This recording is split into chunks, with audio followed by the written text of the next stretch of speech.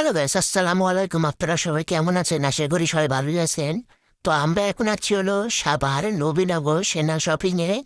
তো আমরা গেছিলাম হলো মোবাইল কেনার জন্য।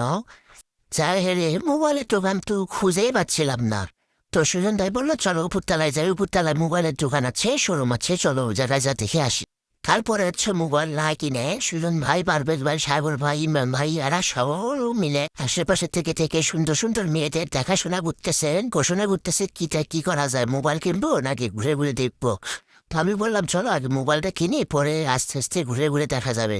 তো যাচ্ছি আমরা উপরতলায়, উপরতলায় যে মোবাইলটা কিনে নিয়ে আমরা তারপরে আমরা কনফিউজ হয়ে গেছিলাম যে আমরা কি ফোন কিনতে পারি, কি ফোন কিনলে ভালো হবে। আপনারা একটু বলেন কমেন্ট বক্সে কি ফোন কিনলে ভালো হবে।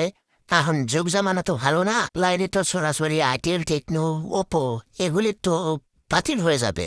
তো আমরা কনফিউজ হয়ে গেছিলাম কি থেকে কি ফোন কিনবো। আপনারা একটু বলেন কি ফোন কেনা যায়, কোন ফোন কিনলে ভালো হবে।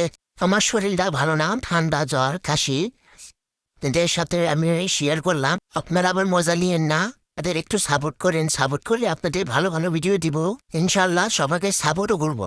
অবশেষে দোকানে এলাম, তো দেখতেছি কোন দোকানে গেলে ভালো হবে। আমরা অনলাইনে দেখেছিলাম যে ইমরান ভাই নাকি দোকান দিয়েছে সেনা শপিং এ 5 তলায়। দোকানটা তো আমরা খুঁজে পাচ্ছিলাম না, পরে কাউকে জিজ্ঞাসা করলাম যে ভাই সেলিব্রিটি ইমরান ভাইয়ের দোকানটা কোন পাশের। পরে বললো 191 নম্বর দোকানে।